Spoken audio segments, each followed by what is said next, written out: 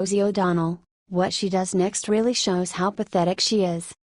For more than a year now, Rosie O'Donnell's Twitter timeline has been filled with vile insults hurled at the Commander-in-Chief. President Trump and O'Donnell have been engaging in a decade-long feud. This week, O'Donnell went after Trump for attempting to take the high road and put the nonsense to rest. The feud reached a new low earlier this year when the comedian and actress attacked 11-year-old Barron Trump, suggesting that he had autism. First Lady Melania Trump threatened Rosie with a lawsuit in response. But that didn't slow her down. After months of being attacked, Trump finally decided he didn't have time for Rosie's disgusting comments. He decided to block her from engaging with him on Twitter. Of course, O'Donnell made the slut big news, posting screenshots and encouraging her followers to continue to attack the president for her sake. Some of her disgusting liberal followers even lamented that they had not been blocked yet. O'Donnell gave them tips on how to truly get under the president's skin. She even threatened to sue, piggybacking on a lawsuit that theorized that the American people have a right to see the president's tweets on his personal account. Clearly, Trump has bigger things to worry about than a failed comedian, but this liberal insanity is just getting in.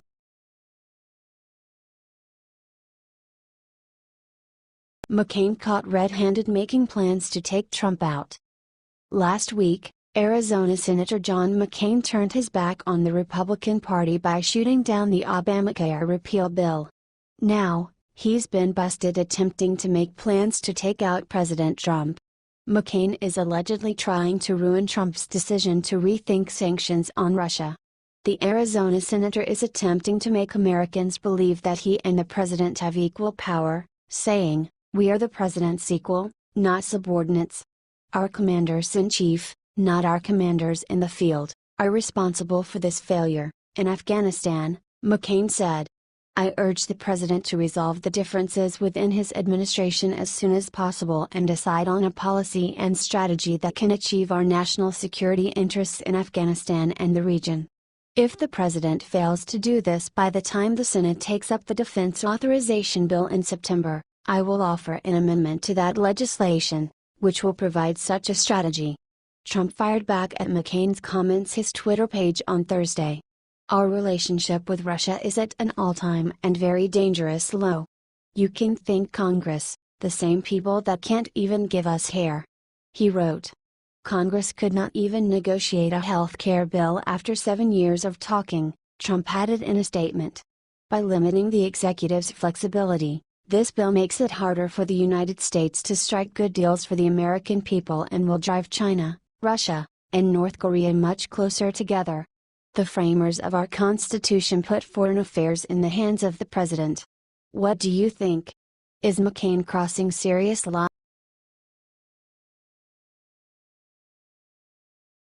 At last Trump drains the swamp, 11,000 federal employees fired. Before Donald Trump took office, he made a promise to drain the swamp of Washington unlike any other president before. Now, just months into his presidency, he is already fulfilling this promise in a major way. In just 6 months, Trump has released nearly 11,000 federal employees, reversing a 2-year trend of gains throughout the executive branch. And this is just the beginning. Trump is continuing to clean house. He recently fired both his chief of staff Reince Priebus and his communications director Anthony Scaramucci. He has also allegedly suggested firing the top commander in the Afghanistan war, General John Nicholson. "We aren't winning," Trump said of the war in a mid-July meeting. During the meeting, Trump also criticized his military advisors, including Secretary of Defense James Mattis. Trump could not comprehend why Mattis is losing ground in Afghanistan after he received sign-off to make changes to military activity there. Mattis has argued that the United States is losing because it doesn't have the right strategy.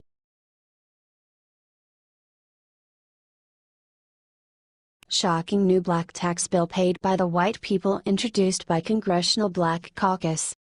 According to recent reports from the Washington Examiner, Representative John Conyers and the Congressional Black Circus, CBC, have reissued a bill to study reparations for America's history of slavery. This is standard procedure for Conyers, who has been introducing the measure almost every year for the past couple decades. Apparently, he thinks the government should tax white people just for being white.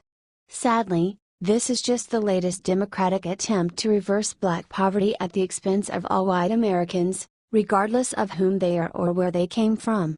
This absolutely outrageous proposal is stuck in the past and, if passed, would be ridiculously punitive to hard-working white Americans.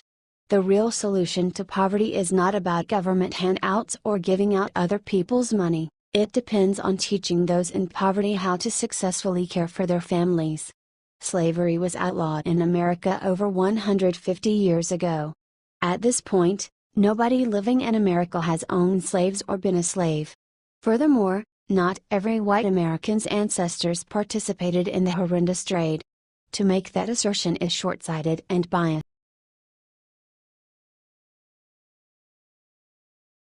Breaking witness agrees to testify against Hillary Clinton. Hillary Clinton has spent the past few months complaining about Donald Trump's collusion with Russia. Now, her own election crimes are about to be exposed and a key witness has agreed to testify against her. Earlier this week, the Senate Judiciary Committee sent out a subpoena to Glenn Simpson, co-founder of Fusion GPS, which has been associated with Clinton and her buddies for years. This is the same company that sent out the disgusting dossier of unsubstantiated allegations about President Donald Trump, including infamous golden showers.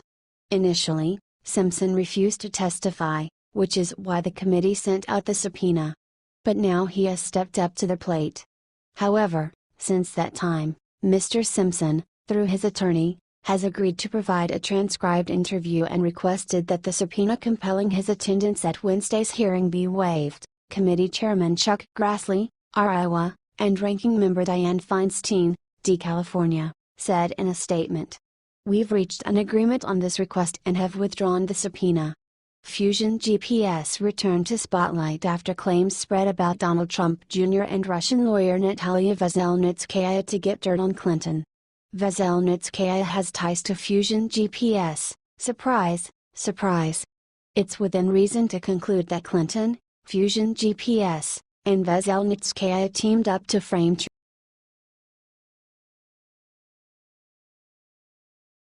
Never seen before, Trump generously donates his quarterly salary to a very good cause. On Wednesday, White House Press Secretary Sarah Huckabee Sanders announced that President Donald Trump's second quarterly salary will be donated to the United States Department of Education. During a recent press conference, Sanders presented DOE Secretary Betsy DeVos with a check for $100,000. DeVos then took to the podium to praise Trump's efforts, declaring the money will be used to fund a STEM-focused camp. The president is committed to our nation's students and to reforming education in America so that every child, no matter their zip code, has access to high-quality education, said DeVos. Today's and tomorrow's economy requires students prepared for STEM careers, DeVos said. That's why we've decided to use the president's second quarter salary to host a STEM-focused camp for students at the Department of Education. We want to encourage as many children as possible to explore STEM fields in the hope that many develop a passion for these fields. President Trump's first quarterly salary check was donated to the Department of Interior and has been put to use in restoring 2 projects at Antietam National Battlefield.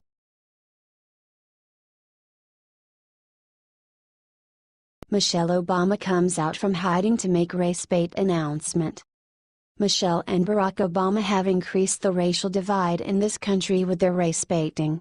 That's why Americans were frustrated this week when Hollywood director Ava DuVernay posted a melodramatic message about one of Michelle's ancestors on Twitter. "Become your ancestor's wildest dream," DuVernay wrote on Twitter, along with a photo of a memorial that pays tribute to one of Michelle's ancestors, Melvin Shields, a slave.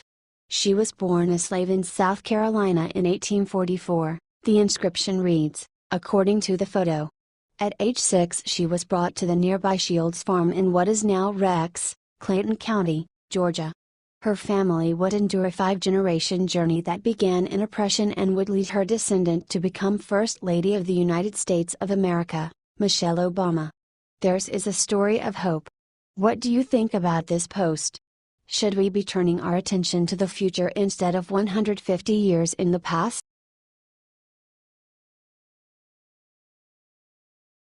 NFL team humiliates Kaepernick just moments before signing him.